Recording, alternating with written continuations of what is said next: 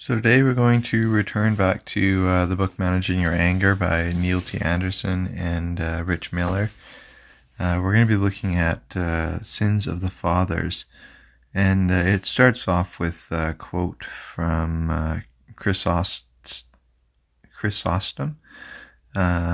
which is a commentary on Ephesians 6:4. Paul does not say, "Love your children." Nature itself takes care of this by implanting this in us even against our will, so that interpretation would be superfluous. Instead, what does he say? Do not make your children angry. So many parents do this. They do this by depriving them of their portion of the inheritance and their promises, by oppressing them with their burdens, and by treating them not as though they were free but as slaves. When people ask for help, we want to hear their story, and we begin by saying, "Tell me about your mom and dad and their parents. Were they believers or unbelievers?" We want to have a rough idea of what their family history is. Is there any cult or occult involvement? Does the family have any repeated patterns of sin? When they agreed to be led through the steps, inquirers pray and ask God to reveal to their minds who they need to forgive. The first two people mentioned 95% of the time are mom and dad. They probably aren't the two most evil people in their lives, but they are the most significant, especially in the early years of their maturation. In the quote above, Chrysostom said parents, but Paul puts the onus on fathers to bring up their children in the discipline and instruction of the Lord, and to do so without provoking them to anger, Ephesians 6:4. Conflicts are inevitable in every home, and learning how to handle them will either provoke anger or bring peaceful resolution. How we face these conflicts reflects on how much we value the relationships and how important it is for us to accomplish our goals. Those who have a higher desire to achieve but low regard for relationships will approach conflict with the goal of winning. If they don't care about either, they will likely withdraw from the conflict. Those who have the low regard for relationships but shy away from direct confrontation will try to manipulate others to accomplish their goals. Those who have high regard for relationships will seek to resolve conflicts if they desire to accomplish something meaningful. Those who seek middle ground will work towards a compromise. Finally, some will yield to others when conflicts arise in order to keep the peace. There is no single right way to approach every conflict. We could write a book on this subject alone, but for the sake of this discussion, we'll focus on two issues. First, which of the above conflict styles are more likely to be identified with secure people? In other words, what is the more important, having a high regard for a relationship or achieving our goals? Clearly, those who walk away from others, try to manipulate others, or seek to win at all costs are more insecure than those who seek to resolve conflicts and work towards compromise or yield to others. A sense of security is more apt to come from meaningful relationships than accomplishments. The most secure people are those who love God and others. Blessed are the peacemakers, for they shall be called the sons of God, Matthew 5:9. How many verses can you find in the Bible that say you have to be right, first, tops, or win in every circumstance? How many verses can you find in the Bible that say we should be loving, kind, merciful, patient, forgiving, accepting, and gentle? When the price for winning costs us meaningful relationships, the price is too high. Yielding or compromising to keep the peace, when something can and should be resolved, will also be costly in the long run. We can sweep issues under the carpet for a time, but eventually we will trip over them. We should strive to resolve conflicts the moment they arise whenever possible. Conflicts handled incorrectly can lead to stalemates rather than discussions and ultimately damage our relationships. Whether the conflict is constructive or destructive is determined by the following. Conflict is destructive when we do not understand the value of conflict that naturally comes when other options and perspectives are shared. When there is a competitive climate that implies a win or lose situation, getting my own way is all important. When we employ all kinds of defense mechanisms, including projection, suppression, blame, withdrawal, and aggression, we are locked into our own perspective and unwilling to consider the others. We resort to personal attacks instead of focusing on issues. Personal ideas and opinions are valued over relationships. Conflict is constructive when we understand the need to hear the other side so responsible discussions can be made. When there is a cooperative spirit and commitment to seek a win-win situation. Doing it God's way is all important.